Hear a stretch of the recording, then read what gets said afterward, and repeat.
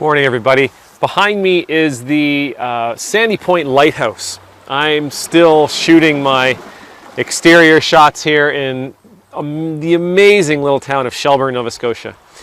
My name is Ed Trevors. I'm an Anglican priest in the Diocese of Nova Scotia and Prince Edward Island. I get to serve in this beautiful town in the awesome parish of Church Shelburne that sits on the ancestral and the unceded territory of the Mi'kmaq people. And today I want to talk a little bit about lighthouses. Now, you all know what a lighthouse is for. They were put up as a beacon to ships to help guide them safely, to help guide them to where they needed to be, to help keep them off the rocks, to help keep them in the harbors, in deep water. A lighthouse was a road sign. It was a signal.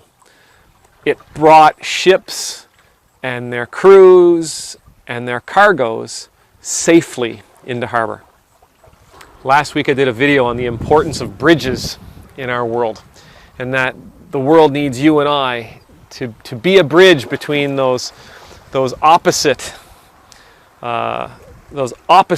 positions, to be a bridge between opinions and ideals and values and political agendas. Today I want to share the importance of being a lighthouse in the world. Sadly, we're seeing a really great example of what happens when a lighthouse leads people astray. Last week, a gentleman by the name of Robert Trump passed away. He was the youngest brother of President of the United States, of Donald Trump. He passed away in hospital. Within a couple of days, maybe less time than that, one of the trending hashtags on Twitter was "the wrong Trump," meaning the wrong Trump died. Another thing that was trending was echoing President Trump's words when discussing the 160,000, 170,000 now deaths due to coronavirus in the United States. Donald Trump was quoted as saying, "It is what it is."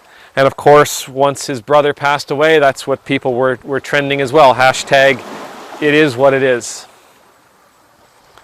Over the last few years, Donald Trump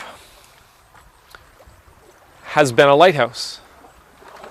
His attitude, his character, his bitterness, his resentment, his envy, those character traits of his have become a lighthouse. They have led people to believe that it's okay to act in that way. And now that he lost somebody important to him, now that he lost, as he said, not just a brother, but his best friend, that's what we're seeing being reciprocated.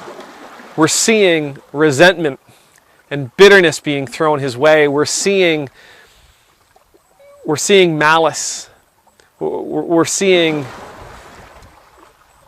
hatred on a level that is beyond the political. Because this is where his behavior, this is where his example as President of the United States, this is where it brought us. Now, I want to quickly say I don't believe this is simply a Donald J. Trump issue. I believe this is endemic throughout our political world. Now, I'm just using this as an example. I could pick on politicians all day long, and I'm not going to. I could pick on the existing leadership in our world, and I'm not going to. I could pick on the celebrity. I could pick on the wealth of our world, and that's not going to get us anywhere. What I want to say is we have lighthouses in this world, and many of them are broken. Many of them are broken. So how come you and I don't stand up to be lighthouses in our community? How come we don't stand up to be torchbearers? How come we don't show our neighbors, our children, how come we don't show them the way forward? How come we don't offer them values, ideals, behaviors to emulate. It's part of our call. It's part of our call to do that. And we need to. So I know I ask a lot. One day I ask you to be a bridge, the next day I ask you to be a lighthouse.